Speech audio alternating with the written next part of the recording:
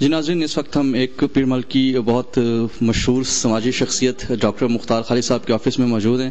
انہوں نے flood effects کے لیے سر توڑ کوشش کی اور ابھی تک وہ کوشش کر رہے ہیں اور ابھی تک وہ ویلفیئر کا کام کر رہے ہیں. یہاں سے ڈونیشنز اکٹھی کرتے ہیں پیر مل کے لوگوں سے اور ان علاقوں میں پہنچتے ہیں. ہم ان سے بات کرتے ہیں اور کہ کن کن علاقوں کو انہوں نے ٹارگٹ کیا اور کتنی انہوں نے وہاں پہ ویلفیئر کا کام کیا، کتنے لوگوں کو انہوں نے اکوموڈیٹ کیا. السلام علیکم ڈاکٹر صاحب. وعلیکم السلام. جی بہت خوشی ہوئی جی آپ سے مل کے یہاں پہ، اور خبریں ملی آپ کے حوالے سے ہمیں کہ بڑا زبردست کام ہو رہا ہے یہاں پہ.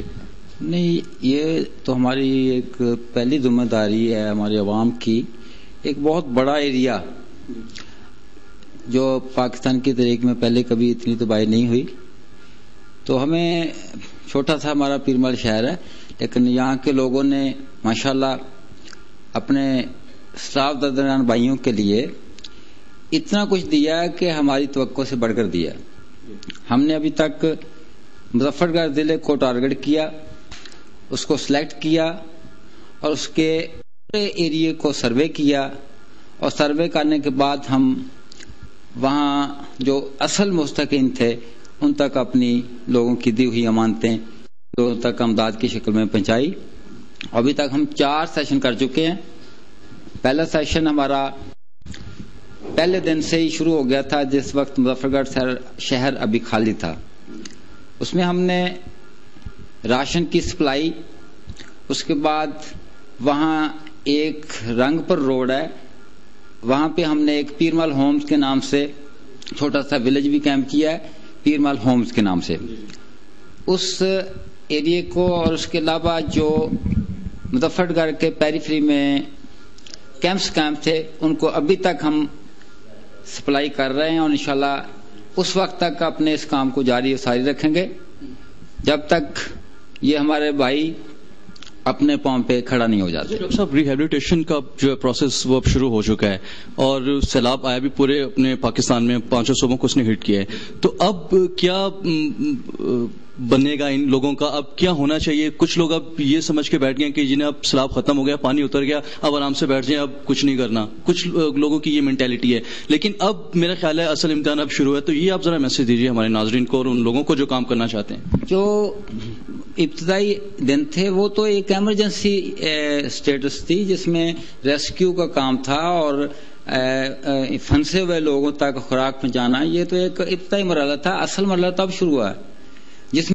لوگوں کے ہم نے دیکھے ہیں کہ گاؤں تباہ ہو گیا. ان کو ریہیبلیٹیشن کے لیے اب سردیاں شروع ہو گئی ہیں، تو سب سے زیادہ جو ہم سے اب ڈیمانڈ ہو رہی ہے ان کے گاؤں کے گھر نہیں ہیں، اپنے گھر کے اوپر جا کے بیٹھ گئے ہیں، ان کو خیموں کی ضرورت ہے، اور ان کی فصلیں جو تھی تباہ ہو گئی ہیں، انفراسٹرکچر تباہ ہو گیا ہے. لیکن لوگوں کی ریہیبلیٹیشن کے سلسلے میں یہی عرض کروں گا کہ ابھی ان کو بہت ساری چیزوں کی ضرورت ہے، خاص کر سردیوں میں خیموں کی، اور اس کے بعد ان کی مکان کی تعمیر کے سلسلے میں جتنی بھی مخیر ذرات سے میری گزارش ہوگی کہ وہ اپنی نقد اب پیمنٹ کی شکل میں ان لوگوں تک پہنچائیں، اور یہ ان لوگوں تک کہ وہ اپنے مکانات کو دوبارہ تعمیر کر سکیں اور اپنے پاؤں پہ کھڑا سکیں.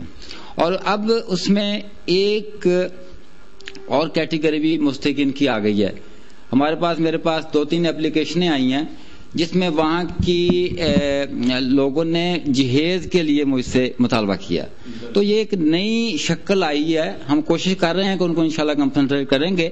جہیز جن لوگوں نے اپنے بچیوں کی شادی رکھی ہوئی تھی، اب ان کا اگر آ گئے ہیں تو ہم انشاءاللہ اس کے لیے حاضر ہوں گے، اور اس علاقے سے جو بھی ہمیں پکارے گا ہم حاضر ہوں گے. یہ میسج صرف آپ کا اپنے تک کی نہیں لیے بھی ایک این جی اوز کے لیے بلکہ گورنمنٹ کے اداروں تک بھی آپ کی یہ ایک اپیل ہے، اور ایک آپ دردمندانہ اپیل کر رہے ہیں کہ یہ ڈونیشن ان تک جانا چاہیے. کیٹیگری ڈیمانڈ کی ان لوگوں کی طرف سے، بلکہ صحیح ان کی ضرورت ایک سامنے آئی ہے. اس کے علاوہ وہاں ایک کچھ اسٹوڈنٹس تھے جو میرے پاس اپلیکیشن ہم نے 2-3 اسٹوڈنٹ کا بھی کر بھی دیا ہے. وہ ایک تو 4th ایئر کا اسٹوڈنٹ تھا، میڈیکل کالج میں پڑھتا ہے بہاولپور میں. اس نے میرے پاس اپلیکیشن بھیجی ہے کہ میں اس وقت ہمارا گاؤں جو تھا، ہماری فصلیں جو تھی تباہ ہو گئی ہیں، میں فیس نہیں ادا کر سکتا.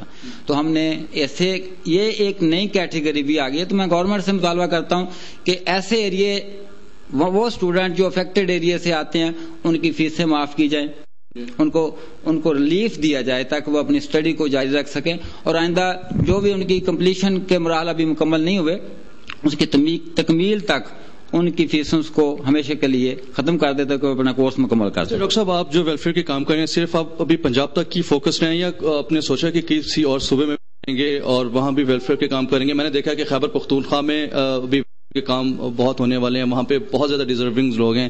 اگر ہم سندھ کی بات کریں, بلوچستان کی بات کریں, وہاں پہ بھی بہت زیادہ ڈیزرونگ ہے, کیونکہ عام ایک تاثر ہے کہ پنجاب میں ویلفیئر کا کام بہت اچھے طریقے سے ہو رہا ہے. وہ نواز شریف صاحب یا شہباز شریف صاحب وہ انہوں نے ایک چیک اینڈ بیلنس رکھا ہوا ہے دوسرے صوبوں کی نسبت. تو آپ کیا سمجھتے ہیں؟ ہم نے یہ چیز تو محسوس کیا کہ مظفر گڑھ جو جہاں ہم جاتے ہیں اس کے بعد پیچھے آ جائیں تو یہ ایریے تو لوگوں نے اب تقریباً تقسیم کر لیے ہیں کہ فیصل آباد جو ہے ایریے کو کور کرے گا, وہ اس کو ریلیف دے رہا ہے. پنجاب سے دوسرے علاقے تک لوگ امداد بہت لوگ جا رہے ہیں, امداد دے رہے ہیں. لیکن وہ اوپر جو ایریا تھا وہ ڈیمیج ہوا, مجھے فخر ہے کہ میری ٹیم وہاں تک بھی پہنچی ہے اور وہاں بھی کافی امداد پہنچا کے آئی ہے. تو میری بھی دوسرے لوگوں سے گزارش ہوگی کہ وہ جہاں ایریا زیادہ افیکٹڈ ہوا ہے, جو ایریا زیادہ ہمارے تباہی ہوئی ہے, وہ اوپر والا ایریا یا وہاں لوگوں کو پہنچنا چاہیے.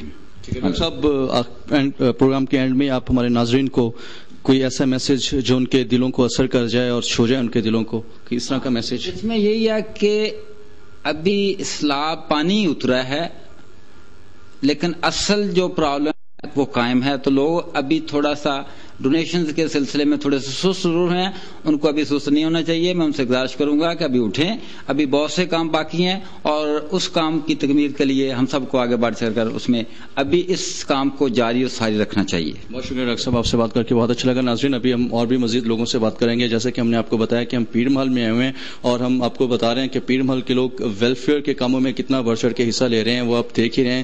تو انشاءاللہ ہم اور بھی لوگوں سے بات کریں گے اور جتنا کر سکتے ہیں, جتنا اسٹار ایشیا آپ دیکھ رہے ہیں کہ ہم مختلف علاقوں میں جاتے ہیں, ایسے علاقوں میں جاتے ہیں جہاں کے ویلفیئر کے کام نہیں ہوتے, حکومتی ادارے بھی نہیں پہنچتے, وہاں پہ پہنچتے ہیں, سب سے پہلے پہنچتے ہیں اور وہاں ویلفیئر کے کام کرتے ہیں. ہم اسی سلسلے میں اسی ایک نوبل کاز کو لے کے آگے چلتے ہیں.